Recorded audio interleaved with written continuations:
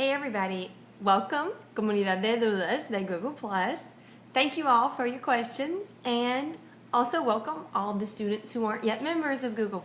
This is our 7th episode of Hump Day Monday.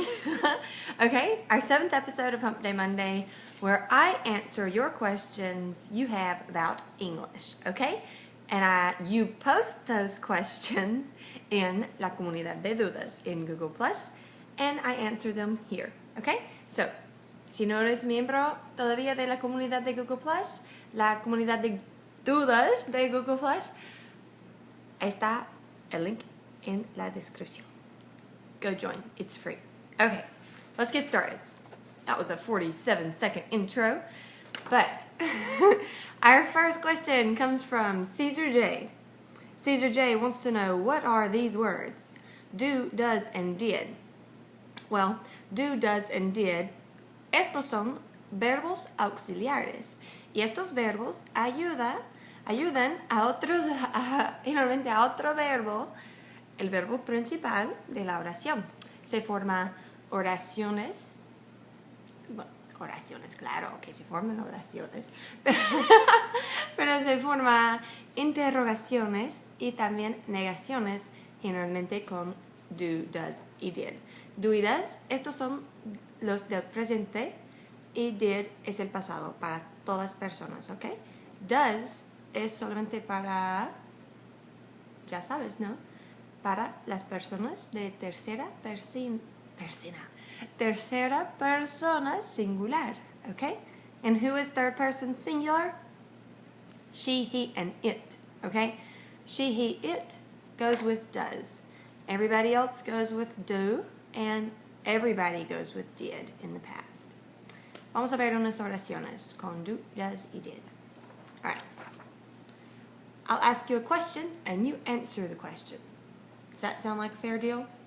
So, do you speak Portuguese? All right. Do you speak Portuguese? You can answer me, yes, I do. Yes, I speak Portuguese. Or, no, I don't speak Portuguese. Or also, no, I don't. No, I don't. Or, no, I do not. We have so many options. Okay, now I'm going to ask you another question with does. Ahora voy a hacerte otra pregunta con does. All right?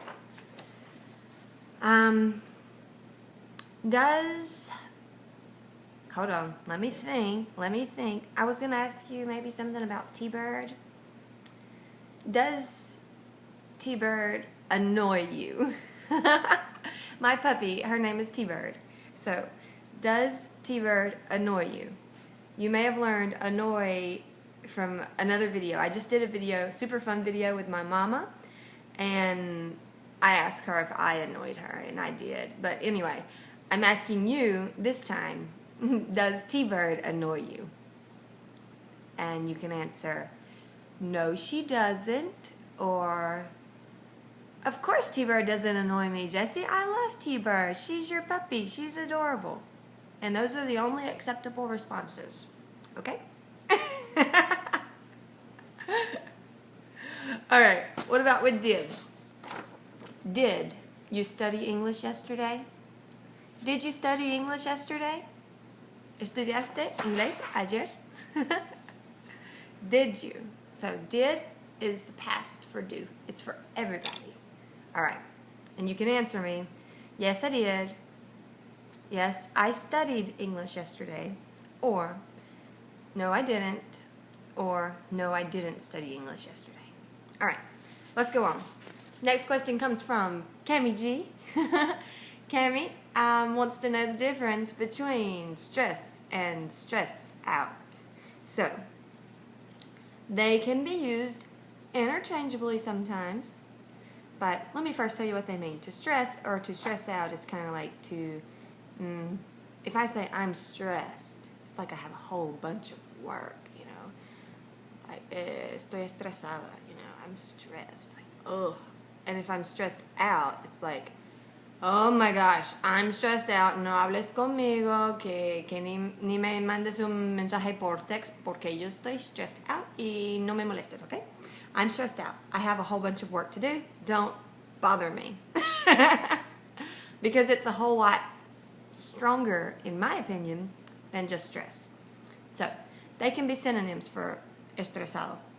But stressed out is like super estresado. Alright, so they can be verbs and adjectives. I think. Let's think. I'm stressed. Yeah. I'm stressing. Okay, so I'm stressed is an adjective, but I'm stressing over a test that I have to take, you know? There's a test coming up and I'm stressing over it. Usually, we don't use stress in this sentence though. We use stress out when we use the verb. So, there's a test coming up and I'm stressing out about it or over it. It doesn't matter, about it, over it. So, when you're stressing out, when something is stressing you out, we use stress out. But usually I'm just stressed. We're all stressed, right? I think I made that clear. I'm not sure. If I didn't, ask me another question, please, Cami. All right. Next question and last question for today comes from, but don't forget, I didn't tell you, I'm going to give you something else called My Teacher's Correction after this one, okay? So don't go anywhere after I explain this. I have one more super good, useful piece of knowledge that you need to know, okay? Louis M. Oh, sorry, I'm saying y'all's names in English today. Louis M. Louis M. wants to know, what's the difference in the pronunciation? ¿Cuál es la diferencia entre la pronunciación de te quiero, I love you, y te amo, I love you, en inglés? Esto es lo que dice él, lo que dice el traductor de Google. Y me imagino que sí, que el traductor de Google te va a decir que te quiero y te amo. Los dos quieren decir I love you. Pero no es esta primera, te quiero. You see how I have my little squiggly equal line? It's a squiggly equal line. That means it's sort of, kind of equal. It's not exactly equal. So, why isn't te quiero exactly equal to I love you? Because when you write it all out, cuando tú escribes todo así, es generalmente te amo. Es como I love you, you know? Que lo quiero decir quiero pronunciar muy bien cada palabra porque yo quiero que lo escuches. Bien. I love you, you know? But te quiero es más común, más entre amigos, más entre, no sé, todos, menos las parejas. I love you. Y aún con las parejas, it's like, I love you, like te quiero. Ahora explico. Mejor.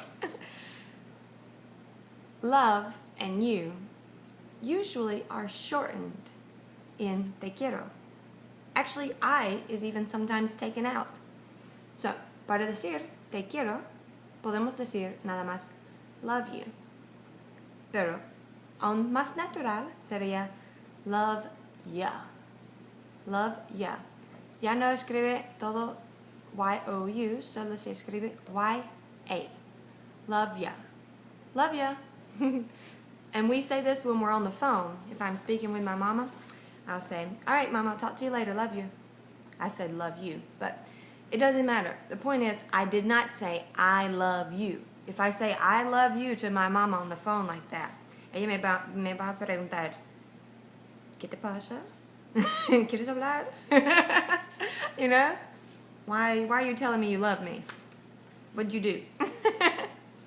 And I wrote Lewis's name with a fancy L because every time I write a big fancy L, I think of my childhood crush, the little boy that I liked for so long. I liked him from 2nd grade to 6th grade, and that's only because I didn't keep liking him because he moved away. He changed schools. So, and his name was Lance. It still is Lance. And I wrote Lance, Lance, Lance, Lance with L's everywhere, you know? I probably wrote, I love Lance, I love Lance. I don't know, because I was in 2nd to 6th grade and I was in love with Lance. He was the cutest little boy at my school. All right, and this is my teacher's correction. All right, what's my correction? My correction is, no se puede decir, I have a doubt. Nope. Lo que tiene que decir, cuando tú tienes una duda en inglés, es I have a question, okay? I have a question. Eso quiere decir que tienes una duda. Okay, it's kind of confusing. Pero cuando estudié yo en México, yo decía, tengo una pregunta, cuando estaba en la clase de español, tengo una pregunta y la maestra me decía, no, tú tienes una duda. Ya, pero es una pregunta. Entonces yo tengo una pregunta. Y no entendí por qué me dijo ella que era una duda. Una duda. Pero voy a explicarte por qué duda en inglés no quiere decir lo mismo en inglés como quiere decir en español. Whatever. Doubt is different in Spanish than it is in English. A doubt, we don't generally say a doubt. We usually use doubt as a verb in English. Like, hace mucho sol hoy. It's really sunny today. I doubt it rains. I doubt it rains. So that is a doubt. But I don't understand at, in, and on for prepositions of place and time. That is not a doubt, really. That's a question. Okay, so your question is, how do I use at, on, and in for time prepositions and place prepositions? Well, I recommend you use the triangle. Look up the triangle. And because other than that, those dang things are confusing. Very confusing. So, remember, my teacher's correction? You don't say, I have a doubt. You say, I have a question. Okay? So, leave your questions in la comunidad de dudas. Okay? Don't forget to subscribe to my YouTube channel. Thank you all very much for watching this 7th episode of Hump Day Monday. And remember, I'm Jessica Ojeda, your teacher from SELVA Inglés. Mwah!